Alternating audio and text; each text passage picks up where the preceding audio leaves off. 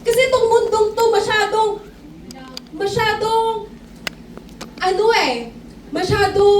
tinuturo sa atin mag-beg for love eh. Pero binigay na yun ni Jesus eh. 2,000 years ago. Pinatunayan niya na sa atin eh kung gaano niya tayo kamahal. So hindi na para tayo mag-beg. Hindi na para maghabol sa pagmamahal sa mundong to. Kasi once na talagang natagpuan mo yung love ni Lord, na talagang na-encounter mo yung love ni Lord, wala na.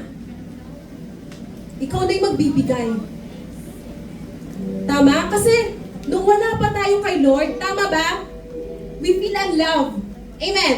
Amen. We are seeking for love. Amen. Amen. Na kahit sa maling tao, maling bagay, hinahanap natin yung pagmamahal. Kaya tayo nasasaktan. Tama? Kasi hinahanap natin yung love na that will never satisfies us. Only Jesus can fill the void in our hearts. Sa mga kabataan, diba?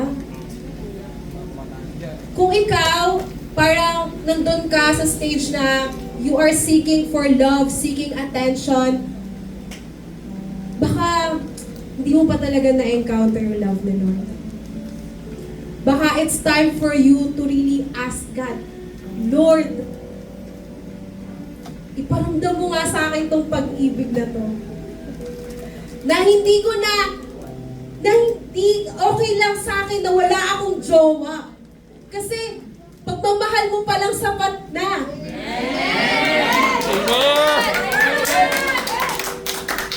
Na hindi mo kailangan mainggit sa mga nakikita mo sa social media. Na mga pabata ng pabata, may jowa na. Kasi bakit?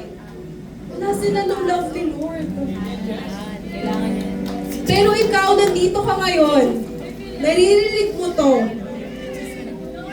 And gusto lang ni Lord, kayo, diba? Kayo na alam ni Lord kung ano yung longingness nyo. And kayang ibigay yun ni Lord. Basta ikaw bukas yung puso mo. Basta ikaw, tatanggapin mo talaga. Diba yung pagmamahal ni Lord? Kasi naniniwala nga ako na once na talagang na-encounter natin yung love ni Lord, nandun na eh. Parang ako na lang yung magbibigay ng love. Tama? Hindi yung love na romantically, marami kang jowa, bawat tao, aanuhin mo. Diba? Mali yun. Pero yung love, na gusto mo lang iparamdam sa kanila na, uy, na-receive ko yung love ni Lord, gusto ko, ikaw din. Amen. Diba? Kay Lord, accepted ako. Kaya ikaw, diba? Accepted ka din. Diba? Hindi kita i-reject. I will love you with the love of the Lord. Amen? Amen. Sige. Matthew chapter 22 verse 37 to 39. Jesus replied, "Love the Lord your God with all your heart and with all your soul, with all your mind. This is the first and greatest commandment, and the second is like it. Love your neighbor as yourself." So, yun nga, na ang priority nating mahalan ay si God. Above all, dapat number one si Lord sa heart natin. Kasi kung di siya yung number one, mahirap magmahal eh. Tama? Mahirap mahalin ang katabi mo. Kahit yung kapatid natin, di ba? Hirap tayong mahalin. Kadugo na natin yan, ha? Amen ba? What more pa kaya yung hindi natin kadugo? Di ba? Ang hirap mahalin. Pero we are asked na to love the Lord. And paano mo masasabi na love talaga natin si Lord? Nagpe-pray, nag-enjoy tayo sa pagpe-pray, pag-worship. Amen? Sunday, hindi na kailangan tanungin kung pupunta ka pa. Amen? Kasi alam mo dapat nandito ka eh. Amen? Dapat nandito ka, kasama mo yung community mo eh, na mga nag-worship kay Lord eh. Amen? Dapat hindi na kailangan pinipilit pa. Dapat hindi inuuna yung labada kaysa sa, di ba? Kay Lord. Hindi inuuna yung assignments, hindi inuuna yung work. Kasi yung mga yan, we can live without those things. Amen? Pero if without God, we are nothing eh.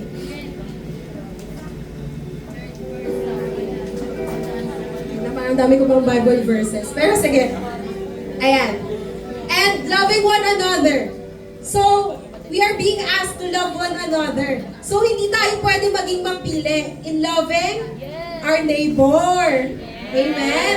So, kahit enemy pa natin yan, kailangan natin mahalin. Kasi, yun yung sabi ni Lord, diba? Sabi sa Luke 7, verse 27 to 28, "But to you who are listening, I say, love your enemies. Do good to those who hate you. Bless those who curse you. Pray for those who mistreat you." Grabing pagmamahal to, no? Diba? Kasi kung love lang na galing sa'yo, mamahalin mo ba yung kaaway mo? Diba hindi? Sino ba yan para mahalin ko, diba? Pero kung ikaw, na-receive mo yung love ni Lord, kayang-kaya mong mahalin yung kaaway mo. Amen? Yung mga taong maraming sinasabi sa'yo. Diba? Yung mga taong sinisiraan ka. Yung mga taong ginajudge ka. Diba? Kaya mo silang mahalin kasi ikaw mismo, na-receive mo yung love ni Lord kahit ikaw din, isa ka din dun eh. Dati, diba? Ngayon, hindi ka na ganon. Amen?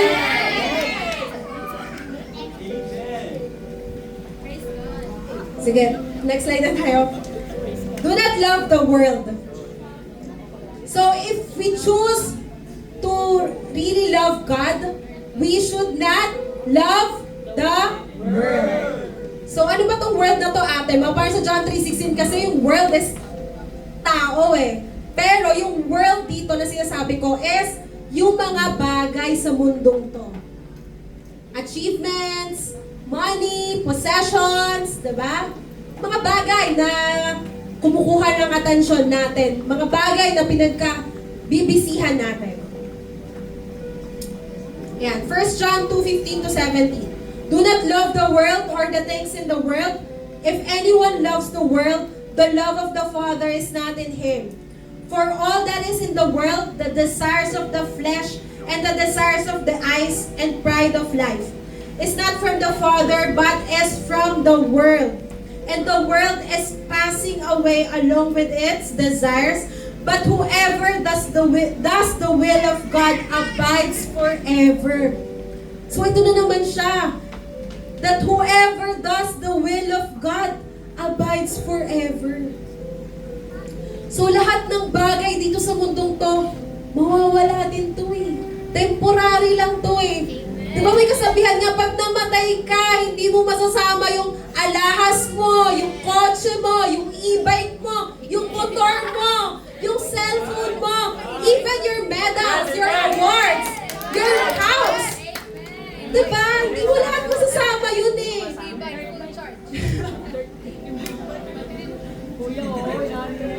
Lahat kasi yun mawawala. Pero lahat ng mag-a-abide kay Lord will whoever does the will of God abides forever. So lahat ng gagawin yung will ni Lord, mananatili. Magsistay kay God, diba? Hindi mape-perish. Amen. Sige, Matthew 6:19. So, yung iba alam na to. Do not store up treasures here on earth where moth eat them and rust destroys them, and where thieves break in and steal. Store your treasures in heaven where moths and rust cannot destroy, and thieves do not break in and steal. Wherever your treasure is, there the desires of your heart will also be. So, nasan ba yung puso natin? Nasa mga material na bagay ba? Or, nandun yung puso mo sa, Lord, gusto kong masave tong kaibigan ko. Lord, gusto kong masave yung family ko. Lord, gusto ko na maraming taong makakilala sa inyo. Kasi souls are, diba, yun yung, maglalast for eternity eh. Amen?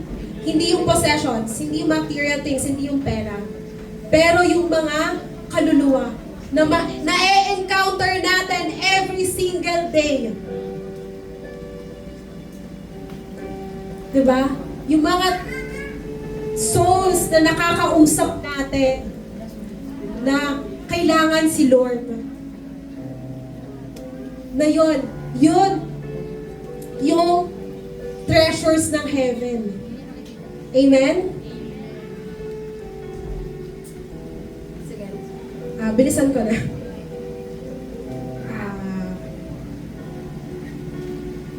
Sige. Punta tayo sa... Sige, next slide. Sige, okay lang. Next slide. Ayan. Sige. Going to the next slide. The last two slides. God loves us so much, He doesn't want us to perish. Amen. Grabe yung love ni Lord. Sige, next slide at MG. 2 Peter verse 3, 8 to 10. But you must not forget this one thing, dear friends. A day is like 1,000 years to the Lord, and 1,000 years is like a day. The Lord isn't really being slow about His promise, as some people think. No, He is being patient for your sake. He does not want anyone to be destroyed, but wants everyone to repent. But the day of the Lord will come as unexpectedly as a thief. Then the heavens will pass away with a terrible noise, and the very elements themselves will disappear in fire and earth, and everything on it will be found to deserve judgment. So, this will be my last verse. Grabe, no? Grabe yung patience ni Lord sa ating lahat. Na hindi niya pa pinufulfill yung promise niya, which is yung pagbabalik niya, dahil gusto niya. Hindi man lahat, pero karamihan sa atin, makasama niya.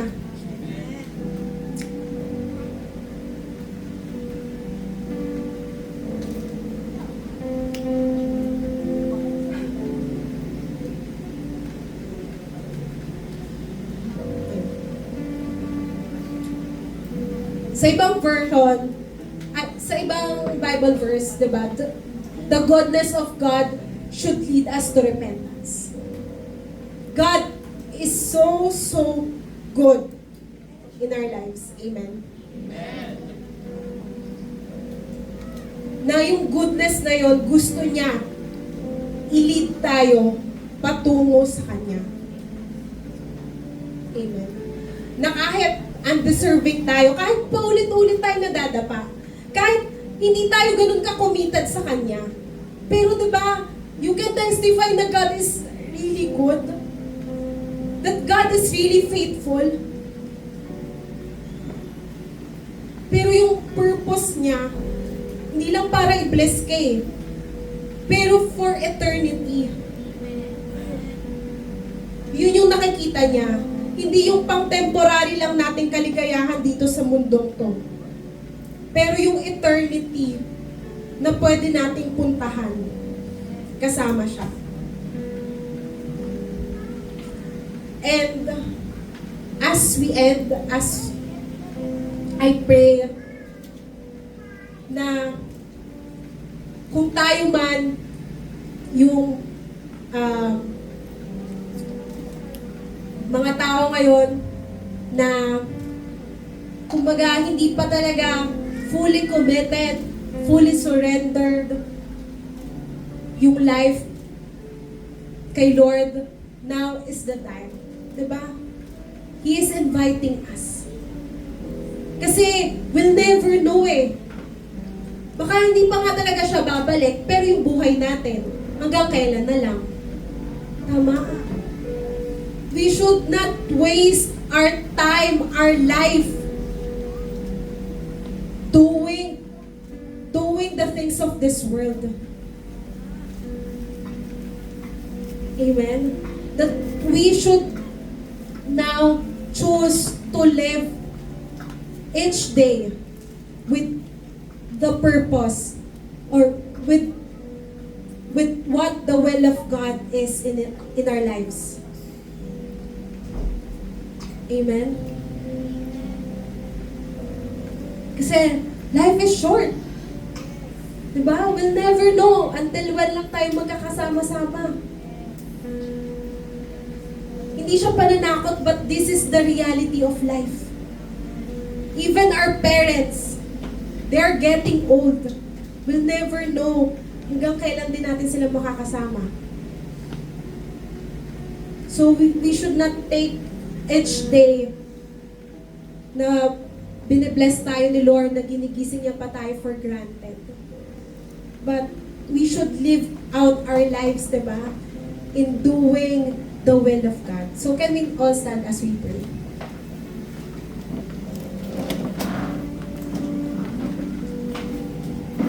Hallelujah. Jesus. Yes, Father. Thank you, God, for this afternoon. Thank you for every souls na nandito ngayon sa lugar na to, Panginoon, na nakarinig ng mensahe ninyo. Na kahit ako, Lord, para sa akin din tong mensahe na to. Na Lord, una sa lahat, gusto namin humingi ng tawad. Alam ko, Lord, na overflowing yung grace mo sa buhay namin. Alam namin, Panginoon, na sobrang buti mo. Na minsan, o madalas, Panginoon, dahil sa kabutihan, dahil sa grasya mo na yon, nakakalimutan namin na makasalanan pa rin kami. Na kailangan pa rin namin humingi ng tawad.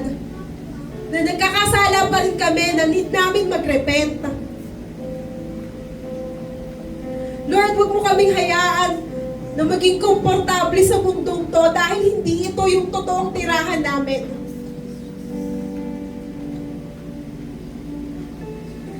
We repent, Lord, if we are enjoying the things of this world, if we are seeking the things of this world, if we are being one of this world.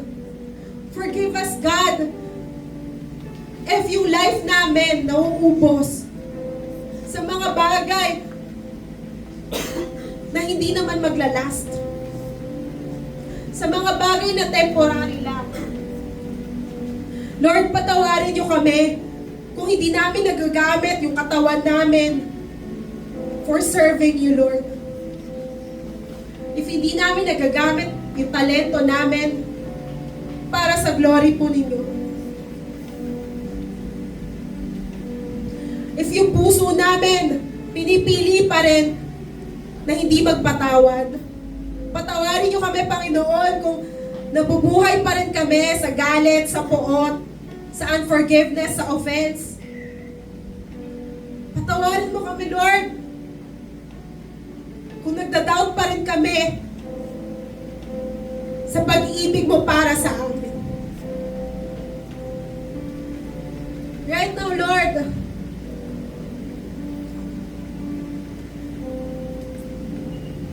we give our lives to you. I know that this prayer must be our daily prayer to you, Lord. That every day that we should surrender our lives to you, God. Na to remind us, Lord, na ginigising mo kami sa bawat araw, hindi para mabuhay sa sarili naming ambisyon, sa sarili naming kagustuhan, pero dahil may purpose ka para sa amin. Na may kailangan kaming gawin para sa kaharian mo. Na nandito kami, Lord, for eternity. Help us, Lord, to always seek your face. Help us, God, to always love you, to always choose you first, to always put you first in everything that we do, that you will no longer be an option. Help us, God, to always help us to become humble. Now you want us to become like you, Jesus. So we need to go in the process. Na kailangan namin magpadurog. Kailangan namin i-carry yung cross namin as we follow you in this journey. Tulungan mo kami, Lord, na tuwing nahihirapan kami, i-carry yung cross namin.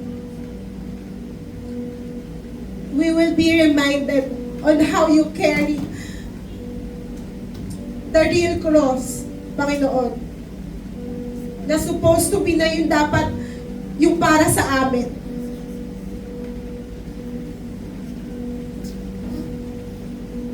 Lord, thank you for this chance, for this opportunity, Lord, na ibigay ulit yung buhay namin sa inyo, na maglakad ng tama. Di lang tama pero surrendered life, a holy life, a life that will love you and will love your people, oh God. Thank you, Jesus.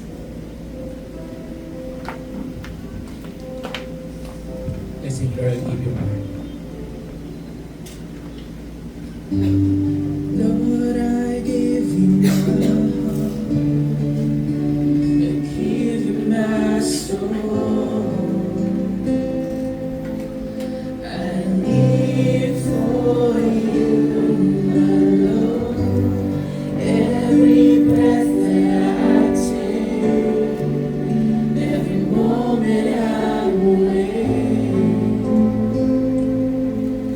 Lord, have your anybody, everyone, oh, you know the song? Let's make it our prayer, Lord. Lord, I give you my heart. Come on, everyone. I give you my soul. Let's make it our prayer. I live for you alone. Every breath that I take, every moment I'm awake. Lord, have your way. Lord, I will give you our hearts, God. Lord, I give you my heart. Come on, everyone. Let's worship Jesus. I give you my soul. Let's make it our prayer to Him. I live for you alone. Every breath that I take, every moment I'm awake. Come on, everyone. If you can raise up your hands as a flow, as a sign of surrender to the King of Kings. Lord, I give you my heart. Let's simply surrender everything to the Lord right now. Isuko natin ang lahat ng power sa Kanya. I live for you alone. Every breath that I take, for the last time, every moment I'm awake. Lord, have your way. Let's shout it out, Lord, we give you our heart. Lord, I give you my heart. I give you my soul.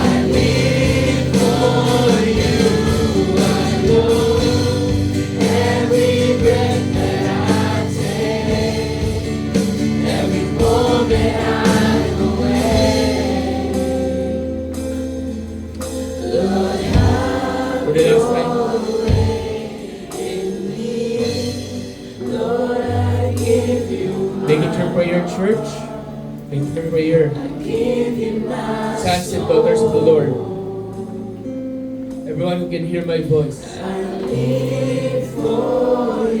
prayer of commitment, a song of commitment before the Lord. Life is short.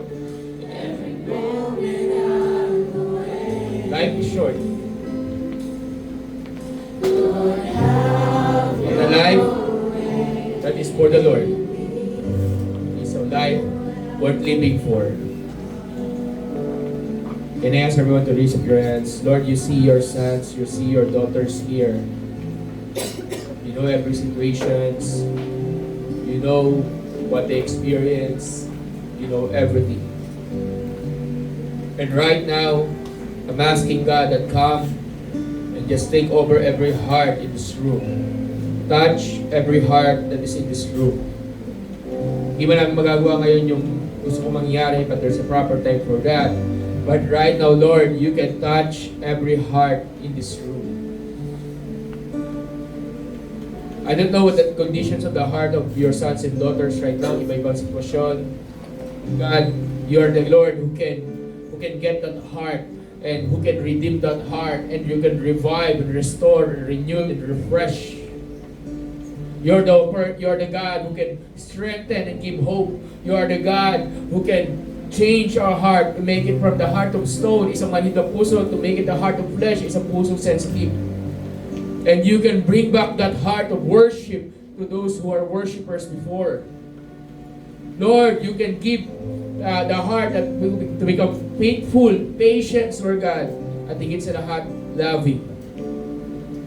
Lord, come and take over.